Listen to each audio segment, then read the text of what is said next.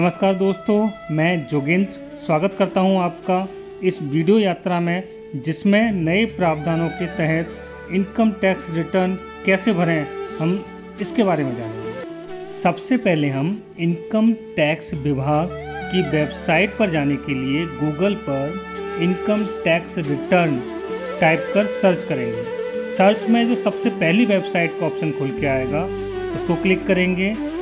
उसके क्लिक करने पर हम इनकम टैक्स विभाग की वेबसाइट पर पहुंच जाएंगे, जिसमें ऊपर आपको ई फिलिंग के नाम से लोगो दिखाई दे रहा होगा। इसके लॉगिन में जाएंगे।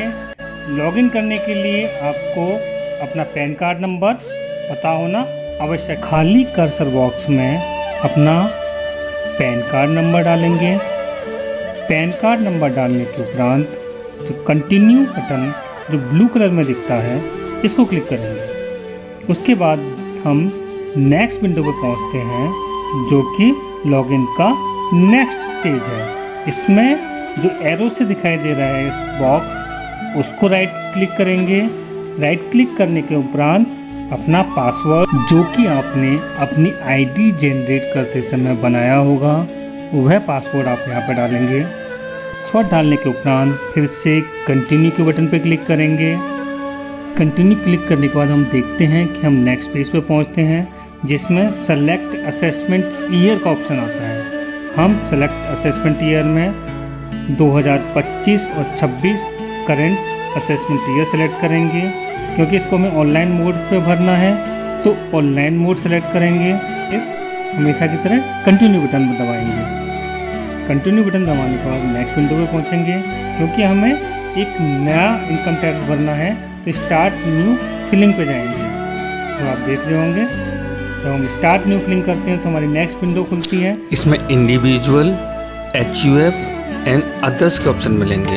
आपको इंडिविजुअल सेलेक्ट कर कंटिन्यू का बटन दबाना है। नेक्स्ट पेज पे आपसे ITR फॉर्म सेलेक्ट करने के लिए कहेंगे, जिसमें ड्रॉप डाउन बॉक्स में क्लिक करेंगे तो आपको सेलेक्ट ITR फॉर्म के प्रकार मिलेंगे, जिसमें ITR 1, ITR 2, ITR 4। हमें ITR 1 सेलेक्ट करना है और प्रोसीड विद ITR जो ब्लू कलर का लिंक है, इस पर क्लिक करके आगे बढ़ जाना है। हम नेक्स्ट पेज पे पहुंचेंगे।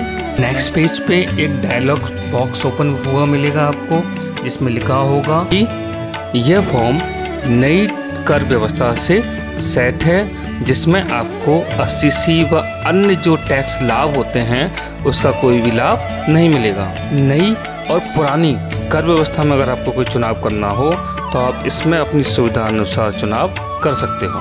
तो हम आयकर रिटर्न भरने के लिए पूरी तरह तैयार हैं। चलिए लेट्स गेट स्टार्टेड पर क्लिक करके रिटर्न भरने की प्रक्रिया को आगे बढ़ाते हैं। नेक्स्ट पेज पे हमें सबसे पहला ऑप्शन, जिसमें लिखा होता है taxable income is more than basic assumption limit, पर क्लिक करना है और कंटिन्यू के साथ आगे बढ़ जाना है। नेक्स्ट पेज पर फिर दोबारा से एक डायलॉग बॉक्स है, जिसमें हमारे CA के माध्यम से, हमारे फॉर्म 16 के माध्यम से जो जानकारियाँ पहले से विभाग को दी गई हैं वो प्रीफिल्ड रहती हैं। आपको उनमें कोई चेंज करना हो तो आप उसको चेंज कर सकते हो। अब हम नेक्स्ट पेज पे पहुंच गए हैं, जिसमें इनकम टैक्स विभाग हमसे हमारी पर्सनल इन्फॉर्मेशन चेक करने के लिए कहता है, जिसमें आपका नाम, फादर्स नेम, आपका पैन कार्ड नंबर, आपकी डेट ऑफ बर्थ, ये सारी चीज़ें आप यहाँ पे चेक कर सकते हैं। आप यहाँ पे अपना कॉन्टैक्ट डिटेल भी चेक कर सकते हैं। अगर आपको कॉन्टैक्ट डिटेल में कुछ चेंज करना है तो वह भी आप यहाँ पे कर सकते हैं। स्क्रॉल डाउन करेंगे तो हम देखते हैं कि हमारा यहाँ पे स्टेट गवर्नमेंट पहले से लिखा हुआ है, क्योंकि हम एक स्टेट गवर्नमेंट एम्प्लॉई हैं। उसके बाद फिलिंग सेक्शन पे जाएंगे। फिलिंग सेक्शन में हमसे पूछा जाएगा कि आप इनकम टैक्स रिटर्न तय समय सीमा से पहले भर रहे हैं या बाद में भर रहे हैं। क्योंकि हम तय समय सीमा से पहले भर रहे हैं तो यहाँ सबसे पहला ऑप्शन 139(1) को सेलेक्ट करेंगे। अगर हम बाद में भरते तो 139(5) को सिलेक्ट करते हैं, या फिर हमें जैसे भी कोई नोटिस आता है तो इस नोटिस के अकॉर्डिंग हम इस फिलिंग सेक्शन को सेलेक्ट कर लेते हैं। अगला सिलेक्शन बहुत महत्वपूर्ण है, जिसमें हमें ये सेलेक्ट करना है कि हमें अपना टैक्स नई कर व्यवस्था से भरना है या पुरानी कर व्यवस्था से भरना है। क्योंकि इसमें बाय डिफ़ॉल्ट नई कर व्यवस्था पहले से ही टिक होता है अगर आपको पुरानी से भरना है तो हमें पुरानी कर व्यवस्था को यस करना पड़ेगा। हम आगे बढ़ते हैं तो देखते हैं कि आगे हमारी बैंक डिटेल्स के बारे में जानकारी मांगी गई है। जो हमारे पुराने करदाता हैं उनकी बैंक डिटेल पहले से ही इसमें अंकित होगी। अगर जो हमारे नए करदाता हैं वो जो पहली बार इनकम टैक्स रिटर्न भर रहे हैं वो ऐड अनदर करके अपनी बैंक डिटेल इसमें भर सकते हैं। अपनी बैंक डिटेल भरने के साथ साथ आप यहाँ पर अपनी बैंक डिटेल्स को चेक भी कर सकते हैं, जिससे कि आपका रिटर्न आपके खाते में आसानी से पहुंच सके और उसको फिर कंफर्म करेंगे। कंफर्म करने के बाद हम पाएंगे कि हमारा पर्सनल इंफॉर्मेशन सेक्शन कंफर्म यानी पूर्ण हो चुका है। अब हम नेक्स्ट सेक्शन जिसमें ग्रॉस टोटल इनकम कैलकुलेट होनी है उस पर जाएंगे। यहाँ हम पाएंगे कि जो हमारी सैलरी से इनकम है जो हमारे फॉर्म 16 में दी हुई है 17 के अकॉर्डिंग वो यहाँ पे पहले से ही मेंशन होगी। इसके अलावा भी आपका अगर कोई सैलरी के अलावा भी अगर कोई इनकम है तो हम वो यहाँ पे मेंशन कर सकते हैं। इसमें 17(1), 17(2), 17(3) और भी सेक्शन जो होते हैं जो हमारे इनकम के स्रोत हैं वो हम यहाँ पे भरेंगे। इनकम टैक्स विभाग आय के स्रोतों में कुछ स्रोतों पर कर छूट भी प्रदान करता है, जिनको हम नीचे सेक्शंस में पाएंगे। उनमें है लीव ट्रेवल कंसेशन, डेथ कम रिटायरमेंट ग्रेच्युटी जो आपको मिली होगी, जो कि अक्सर डेथ के बाद मिलती है, उसमें आपको छूट मिलती है। और भी नीचे नीचे जब हम स्क्रॉल करेंगे तो पाएंगे कि commuted value of pension receive, जो पेंशन आपको मिली होगी रिटायरमेंट पे वो, और अर्न लीव इनकैशमेंट।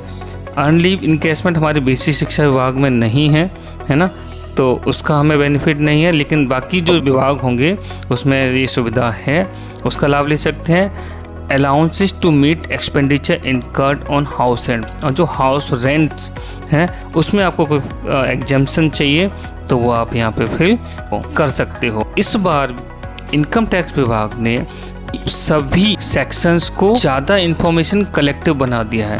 इसमें आपको सारी इन्फॉर्मेशन फिल करनी पड़ेंगी। जैसे हाउस रेंट अलाउंस, हम पहले एक सिंगल सेक्शन में हाउस रेंट अलाउंस भरते थे, लेकिन अब आपको सारी इन्फॉर्मेशन हाउस रेंट से संबंधित इनकम टैक्स विभाग को देनी पड़ेगी कि आप मेट्रो सिटी में निवास करते हैं या नॉन मेट्रो सिटी में।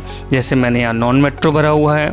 आपको एक्चुअल एचआरए कितना मिलता है, एक्चुअल कितना रेंट आप पेड करते हैं, सैलरी आपकी कितनी है फॉर्म 16 के अकॉर्डिंग, बेसिक सैलरी कितनी है, आपका डीए यानी डीएनएस अलाउंस कितना है, एक्चुअल रेंट जो आप 10% टोटल सैलरी का पे करते हैं वो आपको इन्फॉर्मेशन अपलोड होगी, और एलिजिबल एग्जेम्पशन अलाउंसेस। तो ये वेबसाइट अपने आप इसको कैलकुलेट करेगी। पहले जनरली हम ऐसे ही एग्जेम्पशन में हाउस रेंट भर देते थे, लेकिन इस बार आपको सभी सेक्शन में सारी जानकारियाँ विभाग को देनी पड़ेंगी। जानकारियाँ देने के उपरांत हम नीचे की तरफ चलेंगे तो हमें जो ओल्ड कर व्यवस्था के अंतर्गत 50,000 का लाभ मिल रहा है वो हमें दिखाई देगा कि वो हमारे 50,000 का लाभ मिलेगा टोटल हमारी सैलरी से, और नीचे आके हम उस इन्फॉर्मेशन को सेव कर देंगे। सेव करने के उपरांत फिर से हम अपनी फील्ड इन्फॉर्मेशन को चेक कर लेंगे कि इनकम फ्रॉम सैलरी में हमने अब तक क्या क्या इन्फॉर्मेशन भरी है। आगे चलते हैं इनकम फ्रॉम हाउस प्रॉपर्टी। ये सेक्शन उन लोगों के लिए महत्वपूर्ण है जिन साथियों ने होम लोन ले रखा है और पुरानी कर व्यवस्था के अंतर्गत होम लोन में इंटरेस्ट पर 2 लाख रुपए की छूट चाहिए। Income from house property section में अगर आपको किसी प्रॉपर्टी से कोई अर्निंग हुई है तो आप उसको फिल करेंगे। उसके लिए आपको एडिट पे जाना होगा। एडिट पे जाएंगे तो आपको प्रॉपर्टी फिल करेंगे कि आपकी प्रॉपर्टी किस प्रकार की है, सेल्फ ऑक्यूपाइड है या आपने प्रॉपर्टी लेट आउट की है यानी बिकी है। अब हम दी हुई इंफॉर्मेशन को सेव कर देंगे। अब हम इनकम फ्रॉम हाउस प्रॉपर्टी के नेक्स्ट सेक्शन में जाएंगे, जिसमें हमें होम लोन पर दिए जाने वाले इंटरेस्ट से संबंधित जानकारी भरनी है, जिससे कि हमें होम लोन पर पुरानी कर व्यवस्था के तहत ब्याज पर 2 लाख रुपए तक की छूट का लाभ मिल सके। इसके लिए हमें section 24B interest on borrowed capital पे क्लिक करना है। यहाँ पर अपनी इंफॉर्मेशन ऐड करने के लिए ऐड अनदर पे क्लिक करेंगे। जब हम ऐड अनदर पे क्लिक करेंगे तो हमें नेक्स्ट विंडो खुलेगी जिसमें हमसे हमारे होम लोन से संबंधित समस्त जानकारियाँ मांगी जाएंगी। हमें बताना होगा कि हमने बैंक से लोन लिया है या बैंक के अलावा किसी और माध्यम से लोन लिया है। जैसे हमने बैंक से लिया है तो हम बैंक की इन्फॉर्मेशन भरेंगे। उसके बाद जिस बैंक से लिया है उस बैंक का नाम लिखेंगे। आपने बैंक से लिए हुए लोन का जो लोन अकाउंट नंबर है वो आपको यहाँ फिल करना पड़ेगा। आपको उसके बाद जो सैंक्शन डेट है, लोन जब आपको मिला उसकी डेट यहाँ फिल करनी पड़ेगी, XYZ जो भी डेट हो आपकी। उसके बाद आपने कितना लोन लिया है टोटल वो इन्फॉर्मेशन देनी पड़ेगी और आपका अब तक कितना लोन बचा हुआ है ये इन्फॉर्मेशन आपको देनी पड़ेगी। और इस वित्तीय वर्ष में आपने कितना इंटरेस्ट पे किया है वो इन्फॉर्मेशन देकर आपको सेव पर क्लिक करना होगा। सेव करने के बाद हम इनकम फ्रॉम सैलरी में भरी हुई अब तक की सारी इन्फॉर्मेशंस को एक बार रिव्यू कर लेंगे कि जो हमने इन्फॉर्मेशन फिल की हुई है वो यथावत है अथवा नहीं। आप यहाँ देखेंगे कि जो जो इन्फॉर्मेशन हमने फिल की हुई है सारी की सारी इन्फॉर्मेशन यहाँ पर शो हो रही हैं। उसके बाद हम इनकम फ्रॉम अदर रिसोर्सेज, अगर आपके पास सैलरी के अलावा किसी रिसोर्स से भी कोई इनकम हुई है तो वो भी यहाँ पे आपको मेंशन करना होगा। जैसे कि इंटरेस्ट फ्रॉम फिक्स डिपॉजिट, जो भी आपने बैंक में पैसा जमा किया हो उससे आपको कोई इंटरेस्ट मिला हो, आपने शेयर के माध्यम से आपको कोई डिविडेंड मिला हो, आपके सेविंग बैंक अकाउंट से आपको कोई इंटरेस्ट मिला हो, अथवा जो आपका इनकम टैक्स रिफंड मिला है उस पर आपको कोई इंटरेस्ट मिला हो, तो ये सारी इन्फॉर्मेशन आपको विभाग को देनी होगी। इसके अलावा अगर आपको किसी प्रकार की इनकम में छूट मिली हुई है तो वह और आपके पास कोई लॉन्ग टर्म कैपिटल गेंस जो कि इनकम टैक्स विभाग के अंतर्गत नॉन टैक्सेबल है उसकी सूचना देकर हम यहाँ से कंफर्म कर देंगे। कंफर्म करने के साथ ही हम देखेंगे कि हमारा ग्रॉस टोटल इनकम का सेक्शन पूरा हो चुका है। अब हम टोटल डिडक्शंस के सेक्शन पे जाएंगे जिसमें हम टोटल डिडक्शंस के बारे में जानेंगे। इनकम टैक्स विभाग द्वारा दिए गए कर छूट प्रावधान जैसे 80C, 80CCC, 80D, 80G और अन्य कर छूट प्रावधानों के तहत अपनी जानकारी यहाँ पे विभाग को देंगे जिससे कि हमें अधिक से अधिक आयकर छूट का लाभ मिल सके। इनकम टैक्स विभाग द्वारा 80C के तहत 1.5 लाख रुपए तक आयकर में छूट प्रदान की जाती है। 80C का लाभ लेने के लिए एडिट सेक्शन पर क्लिक करेंगे। एडिट में हम पहले की तरह ऐड अनदर ऑप्शन पर जाएंगे। ऐड अनदर ऑप्शन पर क्लिक करने के बाद अपनी 80C की जो बचत है जिसमें हम 1.5 लाख तक की बचत कर सकते हैं सारी जानकारियां हम यहाँ पे एक एक करके फिल करेंगे। इसके लिए सबसे पहले बॉक्स में amount eligible for deduction under section 80C वो भरेंगे और दूसरे बॉक्स में पॉलिसी नंबर या फिर जो भी आपके डॉक्यूमेंट हैं जिससे संबंधित आपको बचत चाहिए उसकी जानकारी देंगे। ये सब चीज़ें करने के बाद आप सेव के ऑप्शन पे क्लिक करके इस डाटा को सेव कर लेंगे। अगर आपको अन्य और जानकारी भरनी है तो इसमें ऐड अनदर के ऑप्शन पर जाएंगे। तो जितनी भी आपको जानकारियाँ भरनी है अपनी जानकारी देकर उसे सेव कर और ऐड अनदर करके आप सारी जानकारियाँ यहाँ पे भर सकते हैं। जो भी आपने जानकारियाँ यहाँ भरी हैं उन सबको एक टेबल फॉर्म में वेबसाइट शो करती है। उनको चेक करने के बाद हम सेव कर लेंगे। आप देखेंगे कि हमारी भरी हुई बचत की जानकारी यहाँ पे शो हो रही है। इस प्रकार हम payment in respect pension fund अगर 80CCC प्रावधान के अंतर्गत लाभ लेना चाहते हैं तो एडिट में जाके इस सेक्शन को फिल करके आप इस सेक्शन का लाभ ले सकते हैं। आगे चलेंगे 80CCD1 contribution to pension scheme of central government. अगर आप इसके अंतर्गत आते हैं तो आप इसका एडिट में जाके लाभ ले सकते हैं। नेक्स्ट ऑप्शन है 80 CCD1B contribution to pension scheme of central government, अर्थात जिन साथियों का NPS में अंशदान कट रहा है उनको इनकम टैक्स डिपार्टमेंट 80 CCD1B के अंतर्गत 50,000 अतिरिक्त कर छूट का लाभ दे रहा है। यह हमारी इन्फॉर्मेशन पहले से ही भरी हुई होगी। हमें इसमें अपना प्रान नंबर जो NPS खाता धारक को मिलता है वह भर के हमारी इन्फॉर्मेशन को सेव कर लेना है। इन्फॉर्मेशन सेव करने के बाद हम नेक्स्ट सेक्शन पे चलेंगे जिसमें 80 CCD2 contribution to pension scheme of central government by employer, अर्थात हमारे NPS में 10% अंशदान के बदले सरकार हमें 14% अंशदान करती है।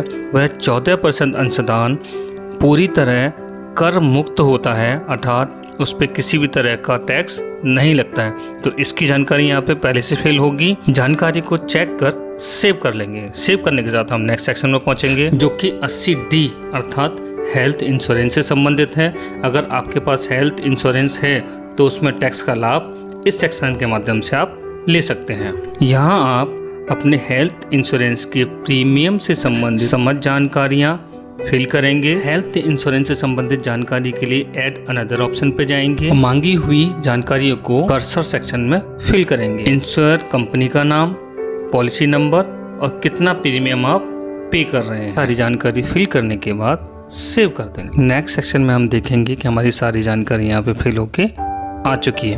अगर आपके पास हेल्थ इंश्योरेंस की 2 पॉलिसी हैं तो ऐड अनदर करके आप दूसरी पॉलिसी की डिटेल यहाँ पे भरकर सेव कर सकते हैं। डिटेल्स भरने के बाद जो हमारा एलिजिबल अमाउंट ऑफ डिडक्शन है आ जाता है, जिसको हम सेव कर लेते हैं। आपने देखा कि 80C और अन्य माध्यमों में जिसमें मैं टैक्स बचा सकता हूँ, जिन प्रावधानों के अंदर मेरी एलिजिबिलिटी है वो मैंने भर दिए हैं।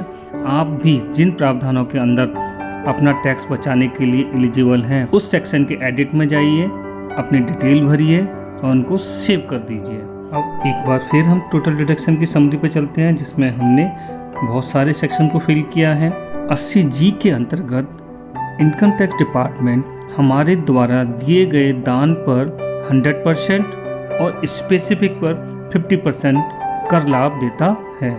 80G के लाभ के लिए एडिट में जाएंगे। एडिट के बाद ऐड अनदर का ऑप्शन क्लिक करेंगे जहां से हम सारी जानकारी के हमने किस टाइप का डोनेशन किया है वो सेलेक्ट कर लेंगे।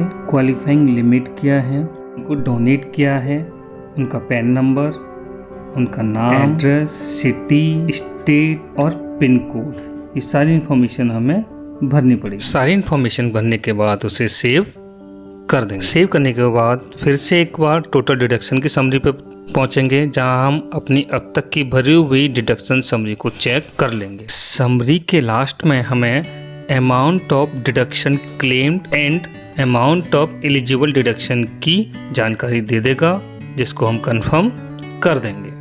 अब तक हम personal information, gross total income और टोटल टैक्स डिडक्शन कंफर्म कर चुके हैं। नेक्स्ट सेक्शन हमारा टैक्स पेड का है।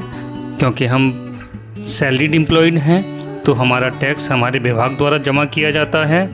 अतः हमारे विभाग द्वारा जो टैक्स हमसे लिया गया है वो कितना जमा किया गया है इसकी जानकारी हमें यहाँ पे मिलेगी।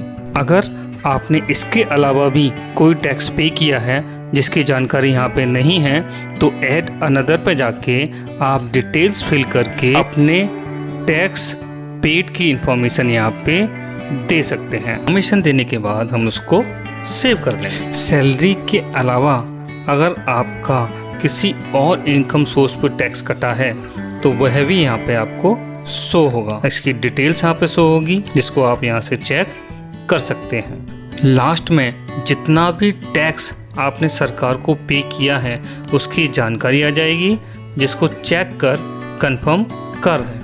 आप देखेंगे कि टैक्स पेड कंफर्म हो गया है। इसके अगले सेक्शन में हमें अपनी टैक्स लायबिलिटी डिटेल्स वेरीफाई करनी है कि जो टैक्स हम पे किया है और जो कट रहा है वो सही है कि नहीं। इस सेक्शन में आपके इनकम, सेविंग्स और टैक्स पेड की सारी कैलकुलेशन यहाँ पर मिलेगी, जिसको आपको चेक और वेरीफाई कर कंफर्म करना है। रिटर्न समरी में अब हमारी सारी इन्फॉर्मेशन कंफर्म हो चुकी हैं। कंफर्म होने के बाद प्रोसीड टू वेरिफिकेशन का बटन क्लिक करेंगे। हम वेरिफिकेशन सेक्शन में हमें पूरी कैलकुलेशन शीट मिलती है जो यह दर्शाती है कि हमें कितना टैक्स पे करना है अथवा हमें कितना रिफंड मिलेगा। कैलकुलेशन शीट चेक करने के बाद हमें preview and submit your return button पर क्लिक करना है।